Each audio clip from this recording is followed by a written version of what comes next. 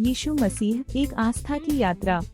उसकी जिंदगी, उसका संदेश और उसकी कुर्बानी सब कुछ एक रोशनी है जो अंधेरे में चमकती है। आइए इस पवित्र सफर में हम साथ चलें। पहला तिमुथियुस 5 में पौलुस कलीसिया में विश्वासियों के बीच सम्मान, अनुशासन और उचित व्यवहार की शिक्षा देते हैं। वो सिखाते हैं कि वृद्ध पुरुषों को पिता की तरह, वृद्ध महिलाओं को माँ की तरह सम्मान दे और जवानों को भाई बहन की तरह व्यवहार करे।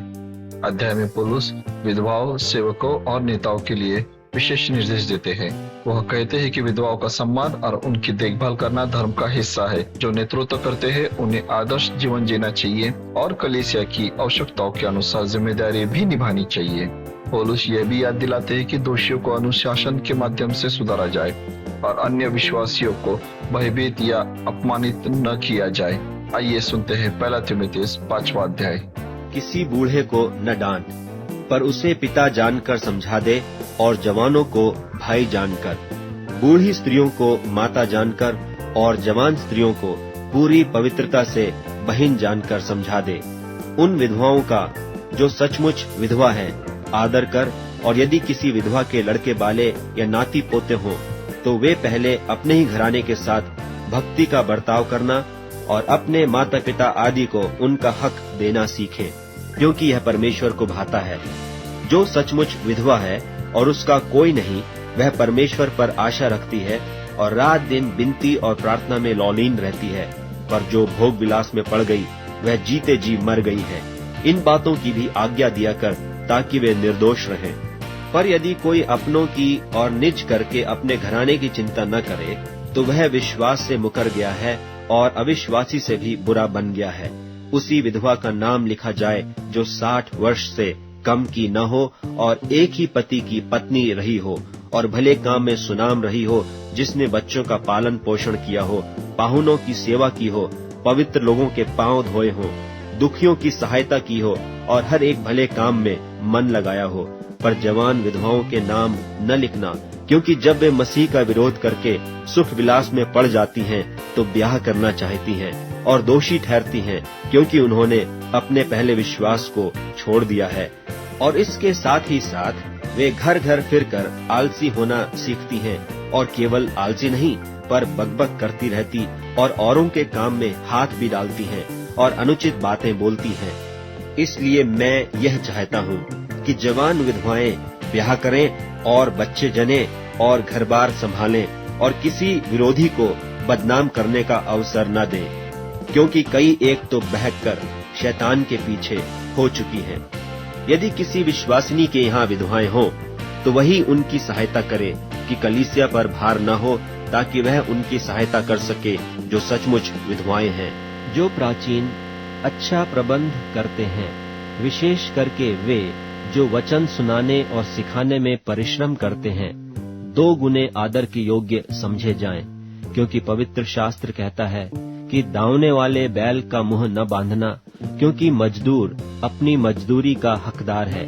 कोई दोष किसी प्राचीन पर लगाया जाए तो बिना 2 या 3 गवाहों के उसको न सुन। पाप करने वालों को सबके सामने समझा दे, ताकि और लोग भी डरें। परमेश्वर और मसीह यीशु और चुने हुए स्वर्गदूतों को उपस्थित जानकर मैं तुझे चितौनी देता हूँ कि तू मन खोलकर इन बातों को माना कर और कोई काम पक्षपात से न कर।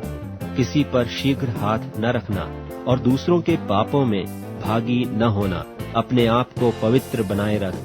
भविष्य में केवल जल ही का पीने वाला न रहे, पर अपने पेट के और अपने बार बार बीमार होने के कारण थोड़ा थोड़ा दाखरस भी काम में लाया कर। कितने मनुष्यों के पाप प्रकट हो जाते हैं और न्याय के लिए पहले से पहुंच जाते हैं, पर कितनों के पीछे से आते हैं। वैसे ही कितने भले काम भी प्रकट होते हैं, और जो ऐसे नहीं होते वे भी छिप नहीं सकते। पहला तिमुथियुस 6 में पौलुस हमें सिखाते हैं कि विश्वासियों को ईमानदारी, नम्रता और संतोष के साथ जीवन जीना चाहिए। वे उन लोगों को चेतावनी देते हैं जो धन और लोभ में रहते हैं, क्योंकि यह आत्मिक नुकसान और बुरी इच्छाओं का कारण बन सकता है। पौलुस कहते हैं कि परमेश्वर के साथ संतोष ही वास्तविक धन है। हमारे पास जो कुछ भी है उसे परमेश्वर की इच्छा में उपयोग करना चाहिए। वे ये भी याद दिलाती है कि सच्चा जीवन मसीह में श्रद्धा, विश्वास और प्रेम में निहित है और हमें झूठे वादों और विवादों से दूर रहना चाहिए। अध्याय के अंत में पौलुस एक सुंदर वचन देते हैं, हमने इस जीवन में कुछ भी नहीं लाया है और कुछ भी साथ नहीं ले जा सकते। परमेश्वर की कृपा और आध्यात्मिक धरोहर ही हमारे लिए पर्याप्त है। आइए सुनते हैं 1 तिमोथी अध्याय 6। जितने दास जुए के नीचे हैं, वे अपने अपने स्वामी को बड़े आदर के योग्य जाने, ताकि परमेश्वर के नाम और उपदेश की निंदा न हो। और जिनके स्वामी विश्वासी हैं, इन्हें वे भाई होने के कारण तुच्छ न जाने, वरन उनकी और भी सेवा करें, क्योंकि इससे लाभ उठाने वाले विश्वासी और प्रेमी हैं। इन बातों का उपदेश किया कर और समझाता रहे। यदि कोई और ही प्रकार का उपदेश देता है और खरी बातों को अर्थात हमारे प्रभु यीशु मसीह की बातों को और उस उपदेश को नहीं मानता जो भक्ति के अनुसार है, तो वह अभिमानी हो गया और कुछ नहीं जानता, वरन उसे विवाद और शब्दों पर तर्क करने का रोग है, जिनसे डाह और झगड़े और निंदा की बातें और बुरे बुरे संदेह और उन मनुष्यों में व्यर्थ रगड़े झगड़े उत्पन्न होते हैं, जिनकी बुद्धि बिगड़ गई है और वे सत्य से विहीन हो गए हैं, जो समझते हैं कि भक्ति कमाई का द्वार है। पर संतोष सहित भक्ति बड़ी कमाई है, क्योंकि न हम जगत में कुछ लाए हैं और न कुछ ले जा सकते हैं। और यदि हमारे पास खाने और पहनने को हो तो इन्हीं पर संतोष करना चाहिए। पर जो धनी होना चाहते हैं, वे ऐसी परीक्षा और फंदे और बहुतेरे व्यर्थ और हानिकारक लालसाओं में फंसते हैं, जो मनुष्यों को बिगाड़ देती हैं और विनाश के समुद्र में डुबा देती हैं। क्योंकि रुपये का लोभ सब प्रकार की बुराइयों की जड़ है, जिसे प्राप्त करने का प्रयत्न करते हुए कितनों ने विश्वास से भटककर अपने आप को नाना प्रकार के दुखों से छलनी बना लिया है। पर हे परमेश्वर के जन, तू इन बातों से भाग और धर्म, भक्ति, विश्वास, प्रेम, धीरज और नम्रता का पीछा कर। विश्वास की अच्छी कुश्ती लड़ और उस अनंत जीवन को धर ले, जिसके लिए तू बुलाया गया और बहुत गवाहों के सामने अच्छा अंगीकार किया था। मैं तुझे परमेश्वर को, जो सबको जीवित रखता है, और मसीह यीशु को गवाह करके, जिसने पुन्तियुस पिलातुस के सामने अच्छा अंगीकार किया, यह आज्ञा देता हूँ कि तू हमारे प्रभु यीशु मसीह के प्रकट होने तक इस आज्ञा को निष्कलंक और निर्दोष रख, जिसे वह ठीक समयों में दिखाएगा, जो परम धन्य और अद्वैत अधिपति और राजाओं का राजा और प्रभुओं का प्रभु है। और अमरता केवल उसी की है, और वह अगम्य ज्योति में रहता है, और न उसे किसी मनुष्य ने देखा और न कभी देख सकता है। उसकी प्रतिष्ठा और राज्य युगानुयुग रहेगा। आमीन। इस संसार के धनवानों को आज्ञा दे कि वे अभिमानी न हों और चंचल धन पर आशा न रखें, परंतु परमेश्वर पर, जो हमारे सुख के लिए सब कुछ बहुतायत से देता है, और भलाई करें और भले कामों में धनी बने और उदार और सहायता देने में तत्पर हों, और आगे के लिए एक अच्छी नेव डाल रखें कि सत्य जीवन को वश में कर लें। हे तिमुथियुस, इस थाती की रखवाली कर, और जिस ज्ञान को ज्ञान कहना ही भूल है, उसके अशुद्ध बकवाद और विरोध की बातों से परे रहे। कितने इस ज्ञान का अंगीकार करके विश्वास से भटक गए हैं।